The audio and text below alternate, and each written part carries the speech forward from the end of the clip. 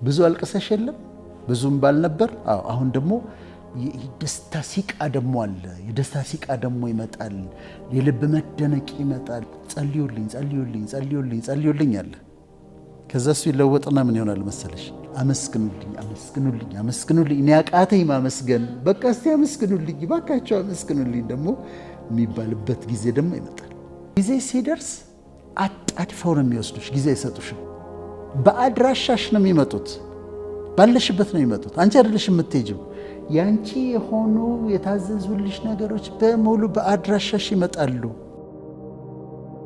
አሁን እኮ ብዙ ሰው ጭንቀት ውስጥ እኮ ያለው ጸሎት ስላልተሰማ አይደለም ጸልዩዋል ተመልሷል ትእዛዝ ወጥቷል ግን አየር ላይ የሚያዘገያል እሱ ፈጣሪ የሚሰራበት እግዚአብሔር የሚሰራበት መንገድ አለ ብዙ ጊዜ የምናውቀው ምንድነው በመዘግየቱ ነው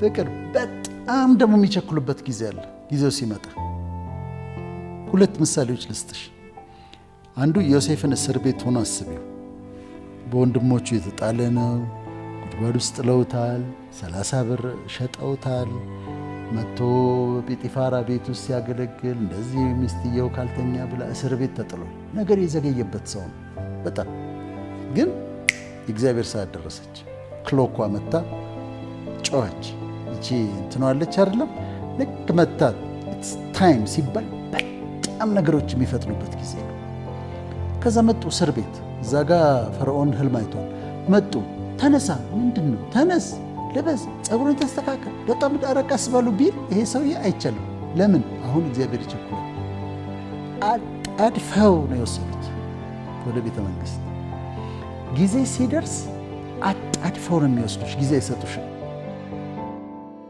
በቃ እሱ ኢትስ ታይም ሲል እቺ ነች በቃ እሱ ብቻ እግዚአብሔር ኢትስ ታይም ይበል ልክ ሲል ያጣድፉሻል ዮሴፍን አጣደፉት ከዛ ወደ ቤተ መንግስት ተወሰደ ህልም ተረጎመ ከዛ በኋላ ንጉሱ ምን አለ የወርቅ ዝርግፍ አድርጉለት የሐር ልብስ አልብሱት ሰረገላው ላይ ያስቀምጡት ሁሉ ሰው ለዮሴፍ እጅ ይንሳ ገኔ በዙፋን ብቻ ነው በልጥ እዛ ጋር ያለው ጥድፊያ ማመናችን ምክንያቱም ህልም ተርጉሟል የንጉሱን ልብ አሳርፏል አንዱ የሐር ልብስ ያለብሰዋል አንዱ የወርቅ ዝርግፍ ሊያረግለት ይታገላል አንዱ ሰረገላ ይሄ ነው ይለዋል አንዱ አስናት የምታገባት ሚስት ይችነች ይለዋል አንዱ ቢሮ ይሄ ነው ይለዋል አንዱ አሁን ወደ ህዝቡ እንውጣና ህዝቡ እጅን ሳይለቅ ያጣድፉታል ኢትስ ታይም ሲባል አሁን ጊዜው ነው ሲባል ያጣድፋለሽ ነገርሽ በቅጽበት በፍጥነት ይለወጣል የሚቸኩልበት ጊዜ አለ አንዱ ምሳሌ ይሄ ነው እና እግዚአብሔር የሚቸኩልበት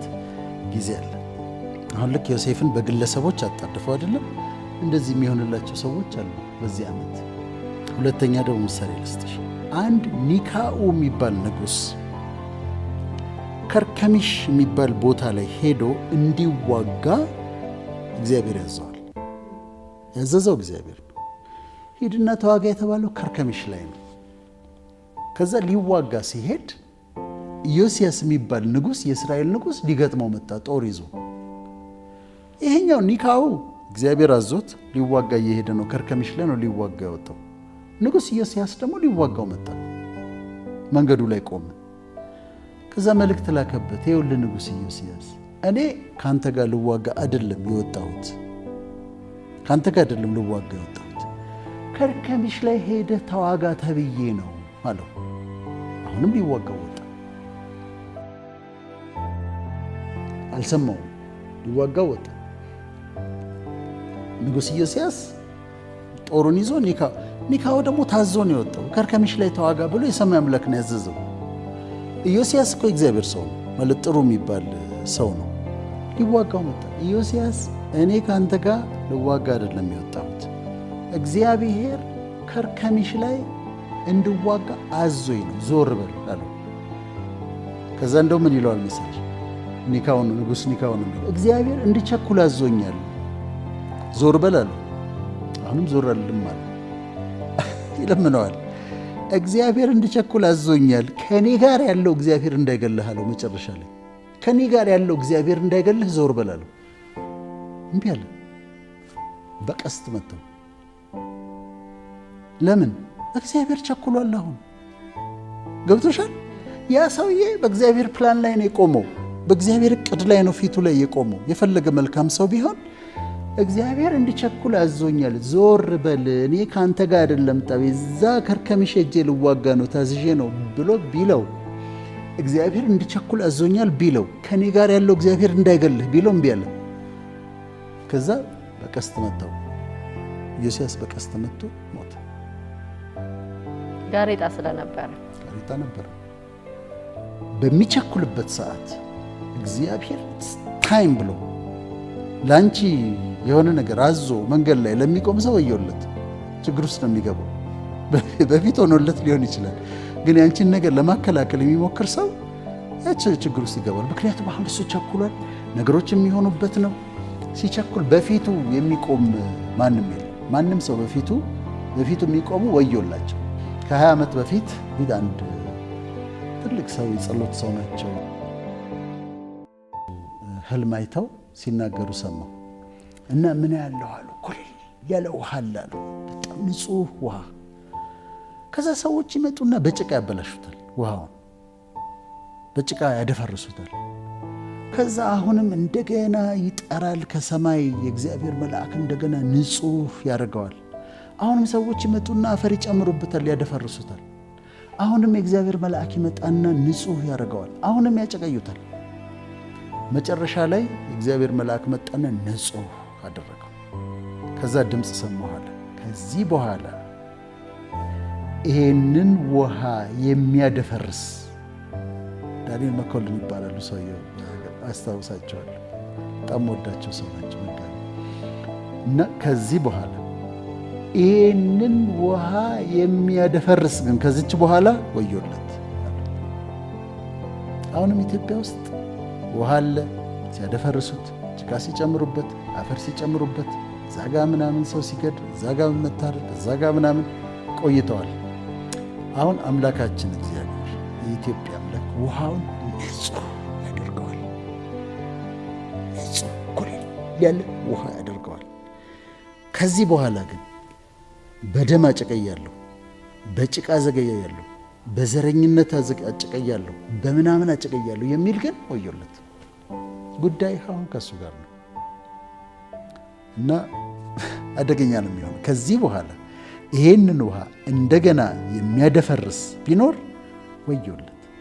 ኢትዮጵያ ተነስታ የምታበራበት ጊዜ ነው። ይህ መልእክት የሚደርሳቸው እህቶቻችን በጨለማ ውስጥ ተነስተው ያበራሉ። ወንድሞቻችን በጨለማ ውስጥ ተነስተው ያበራሉ።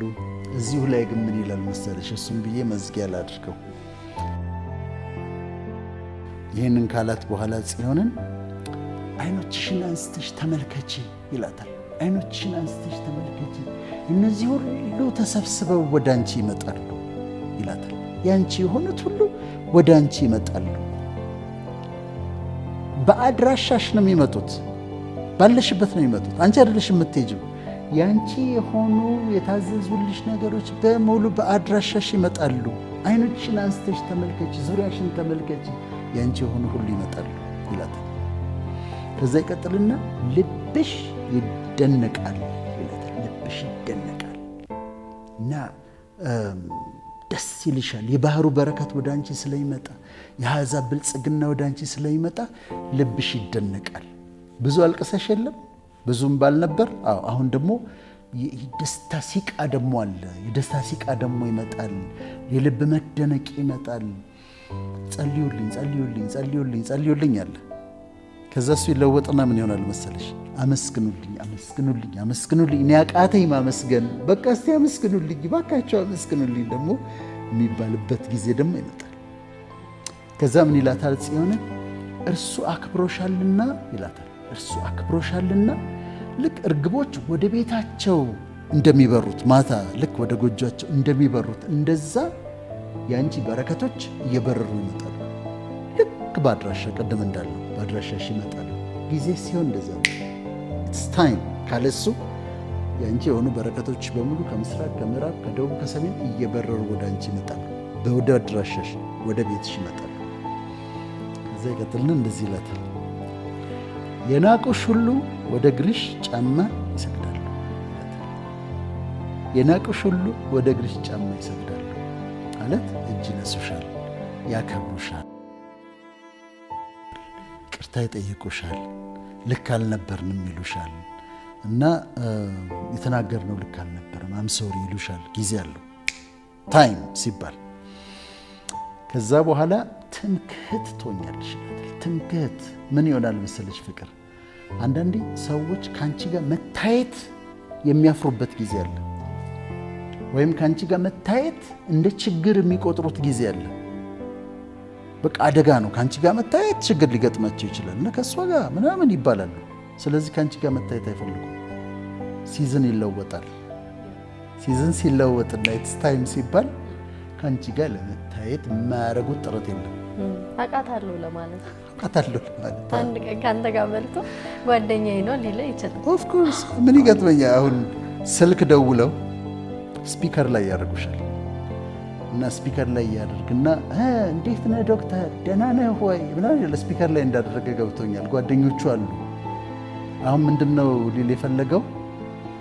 በቃ አውቀዋለሁ ጓደኛዬ ነው ምናምን ለማለት ነው የፈለገው እና ይገባኛል። ግን ይሄው ሰውዬ እኮ ከአንቺ ጋር ለመታየት ያፈረከው ሰውዬ ነው።